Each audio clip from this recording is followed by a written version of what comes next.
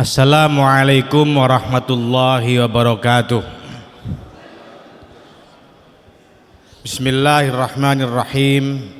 Alhamdulillahi rabbil alamin. Wassalatu wassalamu ala asrafil anbiya wal mursalin Sayyidina wa maulana Muhammadin wa ala alihi wa sahbihi ajma'in. Nama ba'du.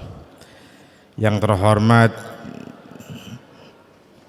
Rais Am, Pengurus Besar Nahdlatul Ulama beserta segenap Rais Syuriah dan Katib Syuriah yang hadir. Yang terhormat Ketua Umum Pengurus Besar Nahdlatul Ulama beserta ketua-ketua sekjen dan wakil sekjen yang hadir, para kiai, para masyayikh, para peserta Munas dan Konbes Nahdlatul Ulama tahun 2023. Materi Komisi Basul Masail Qanuniyah pada kali ini ada 3 isu yang dibahas, baik itu yang berkaitan dengan rancangan undang-undang, dengan undang-undang maupun dengan kebijakan yang ada di bawah undang-undang. Yang pertama adalah rancangan undang-undang perampasan aset terkait dengan tindak pidana, terkait dengan tindak pidana. Pada tanggal 4 Mei 2023, Presiden telah mengirimkan supres atau surat Presiden tentang rancangan undang-undang tentang perampasan aset tindak pidana berikut naskah rancangan undang-undang kepada DPR. Undang-undang tersebut berisi 7 bab dan 68 pasal dan telah masuk di dalam daftar program legislasi nasional atau prolegnas prioritas tahun 2023. Sebagai latar belakang, rancangan undang-undang ini sudah diajukan oleh pemerintah sejak tahun 2010, kemudian terjadi berbagai perubahan dan pembahasan, dan selama 2010 masuk dalam prolegnas, 2015 juga masuk di dalam prolegnas. Jadi kalau dihitung mulai dari sejak pertama kali rancangan undang-undang ini diajukan sampai sekarang sudah 13 tahun dia berusia. Tentu masyarakat dan kita semua berharap DPR bisa memberikan dukungan yang kuat untuk segera mengesahkan rancangan undang-undang tersebut. Karena pada tahun 2012 Indonesia telah menerbitkan Undang-Undang Nomor 7 Indonesia telah menerbitkan Undang-Undang Nomor 7 tahun 2016 tentang pengesahan atau ratifikasi United Nations Convention Against Corruption, Konvensi PBB melawan korupsi. RUU perampasan aset ini menjadi sangat penting karena ia diharapkan bisa menjadi payung hukum untuk mengamankan aset terkait tindak pidana korupsi maupun tindak pidana yang lain, misalnya tindak pidana pendanaan terorisme, perdagangan orang, pencucian uang dan yang lain-lain. Hal ini penting karena pencegahan dan penindakan atas tindak pidana ekonomi termasuk tindak pidana pencucian uang belum menunjukkan efek jera yang signifikan dan memadai. Kita tahu bahwa dari hasil tindak pidana ekonomi tersebut sedikit sekali aset atau kekayaan negara yang berhasil ditarik kembali ditarik kembali kepada negara. Pertanyaannya adalah bagaimana Nahdlatul Ulama memandang perampasan aset sebagaimana di atas atau dijelaskan oleh undang-undang itu. Jawabannya, perampasan aset terkait dengan tindak pidana wajib dilakukan oleh negara, karena itu termasuk langkah negara untuk melakukan raddul mazalim, mengembalikan harta hasil tindak pidana kepada pemiliknya, baik pemiliknya itu negara maupun pihak-pihak lain yang dirugikan. Adapun aset-aset yang termasuk di dalam kategori dikembalikan kepada pemiliknya adalah satu, aset yang patut diduga berasal dari tindak pidana atau aset yang tidak seimbang dengan penghasilan, atau aset yang tidak seimbang dengan sumber penambahan kekayaan yang tidak dapat dibuktikan asal usul perolehannya secara sah dan diduga terkait dengan aset tindak pidana. Maka hal ini boleh diproses sesuai dengan hukum acara yang diatur perundang-undangan. Az-Zuhaili menulis dalam Al-Fiqhul Islam, wa ammal milkiyah ghairul masyru'ah fayajuzu lid-daulah at-tadakhul fi sya'niha liraddil amwal ila sahibiha bal innalahal haqq fi masadiratiha fi musadaratiha sawa'un akanat mangqulatan am ghaira mangqulah.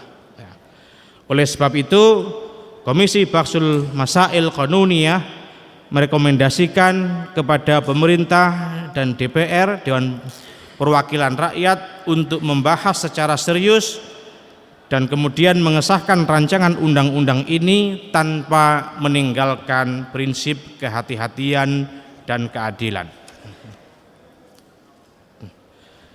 Masalah yang kedua adalah sikap atau tindak lanjut atau implementasi dari Undang-Undang Nomor 18 Tahun 2019 tentang pesantren. Itu masih ditulisnya RUU ya. Sebetulnya adalah implementasi Undang-Undang Pesantren, Undang-Undang Nomor 18 Tahun 2019. Tahun 2019 telah diundangkan undang-undang yang sangat penting bagi pesantren, yaitu Undang-Undang Pesantren setelah melalui proses panjang pembicaraan sejak tahun 2014. Kalau tidak salah, di dalam salah satu Munas Nahdlatul Ulama pernah juga dibahas rekomendasi untuk atas materi-materi yang perlu dimasukkan di dalam rancangan undang-undang pesantren pada waktu itu.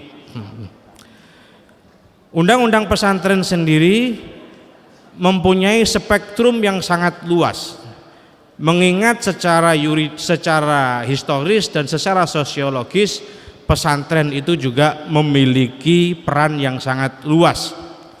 Oleh karena itu, dalam satu pasal di dalam undang-undang tersebut disebutkan bahwa fungsi pesantren itu ada 3. Yang pertama adalah fungsi pesantren sebagai lembaga pendidikan. Yang kedua adalah fungsi pesantren sebagai lembaga dakwah. Dan yang ketiga adalah fungsi pesantren sebagai lembaga pemberdayaan masyarakat. Di tempat yang lain sudah disebutkan pula soal kehadiran negara untuk pesantren di dalam konteks pendanaan, tapi kita tidak masuk ke sana. Untuk fungsi yang pertama, pemerintah sudah melakukan banyak hal. Fungsi yang pertama yakni fungsi sebagai lembaga pendidikan, pemerintah sudah melakukan banyak hal. Sudah ada 3 peraturan Menteri Agama yang diterbitkan, sudah ada beberapa regulasi turunan Juklak Juknis, dan sudah juga mendirikan Majelis Masyayikh sebagai lembaga penjaminan mutu pesantren. Sedangkan 2 fungsi yang lain, pemberdayaan masyarakat dan lembaga dakwah, itu sebetulnya undang-undang ini membuka kesempatan bahwa dua fungsi tersebut bisa dilaksanakan multi kementerian, lintas kementerian, walaupun leading sektornya adalah Kementerian Agama. Dan dua fungsi tersebut belum terlihat ada peraturan-peraturan turunannya. Oleh karena itu pertanyaannya kemudian adalah bagaimana pandangan dan sikap Nahdlatul Ulama tentang pelaksanaan, itu juga kurang di situ, Kiai, pelaksanaan undang-undang pesantren atau undang-undang nomor 18 tahun 2019 ya. Rumusan jawabannya adalah melihat luasnya cakupan tugas Kementerian Agama serta jumlah pesantren yang terus meningkat disertai dengan terbatasnya anggaran. Sebagai background, jumlah pesantren saat ini itu mencapai 40.000 pesantren, serta luasnya amanah yang dimiliki oleh undang-undang pesantren, maka Baksul Masail Qanuniyah merekomendasikan dua hal. Yang pertama, merekomendasikan diterbitkan regulasi setingkat perpres atau peraturan presiden yang mengatur implementasi amanat undang-undang pesantren yang terkait dengan fungsi pesantren sebagai lembaga dakwah dan pemberdayaan masyarakat. Yang kedua, Komisi Baksul Masail Qanuniyah merekomendasikan dibentuknya sebuah struktur birokrasi yang lebih kuat untuk mengurus pesantren, seperti Direktorat Jenderal yang khusus menangani pesantren.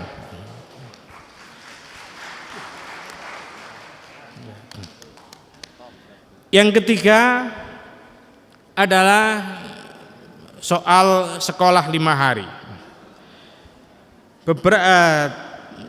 Pada bulan Mei tahun 2023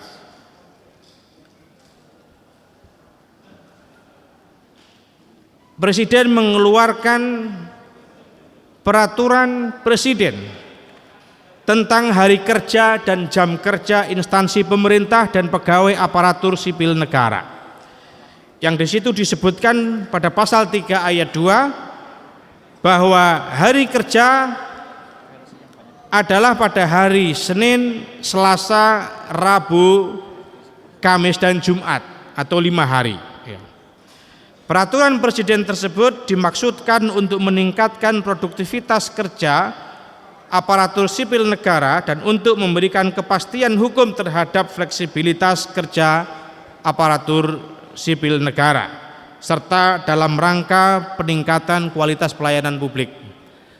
Tetapi pada kenyataannya peraturan presiden ini oleh sebagian daerah itu ditafsiri secara bebas, yaitu ditafsiri dengan melaksanakan 5 hari sekolah sepanjang waktu.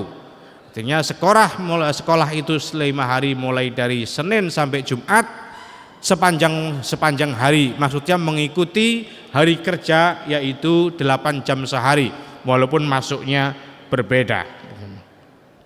Kebijakan ini menjadikan pendidikan agama Madrasah Diniyah, TPQ yang sebagian besar dimiliki oleh Nahdlatul Ulama atau Nahdiyin itu terganggu.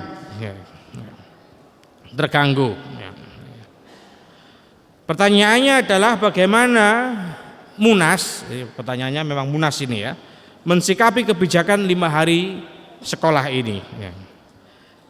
Rumusan jawaban dari Komisi Baksul Masail adalah Komisi Baksul Masail merekomendasikan kepada Munas untuk menolak kebijakan sekolah 5 hari yang mengakibatkan sekolah sepanjang hari 5 hari sekolah sepanjang hari ini dengan 2 alasan, yaitu secara sosiologis dan secara yuridis. Secara sosiologis adalah sebenarnya kita memiliki sekian banyak madrasah diniyah, kita memiliki sekian banyak TPQ yang beroperasi pada siang dan sore hari, yang selama ini sudah terbukti melakukan pendidikan karakter yang sebenar-benarnya, yang sudah memberikan pendidikan agama yang baik dengan memperhatikan prinsip-prinsip tawasud, tawazun, iktidal dan seterusnya. Oleh karena itu, sekolah 5 hari yang dilakukan sepanjang hari berpotensi mengancam keberlangsungan pendidikan agama yang sudah nyata-nyata mampu membentuk karakter anak bangsa. Kaidah fikih menyatakan al-maslahah al-muhaqqaqah an-najizah muqaddamatun 'alal maslahah al-mustaqbalah al-mutawahhimah. Ini diambil dari at-tafsir Ruhul Ma'ani al-Alusi. Ini mungkin di dalam laporan lengkapnya kami akan sampaikan gitu. Sementara alasan yuridisnya adalah pada tahun 2017 sudah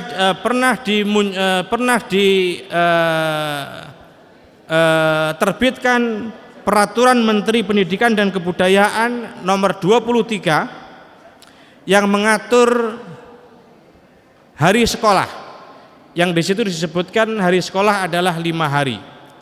PBNU kalau tidak salah pada waktu itu sangat aktif untuk menolak kebijakan 5 hari ini, sehingga kemudian dinasah oleh Peraturan Presiden nomor 87 tahun 2017, tahun yang sama tapi beda bulan.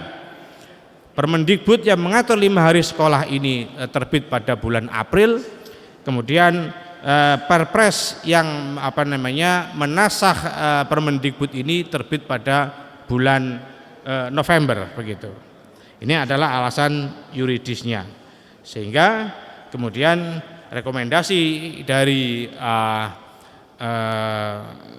Komisi Bahsul Masail Qanuniyah seperti tadi menolak kebijakan sekolah 5 hari sepanjang hari. Demikian yang dapat kami sampaikan. Wa'afu minkum wallahul muwaffiq ila aqwamit thoriq. Wassalamualaikum warahmatullahi wabarakatuh.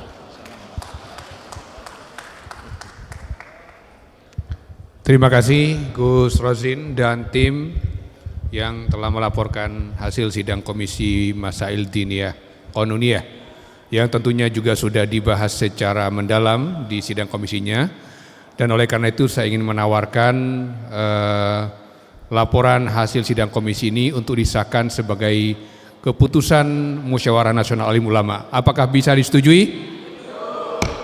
Terima kasih.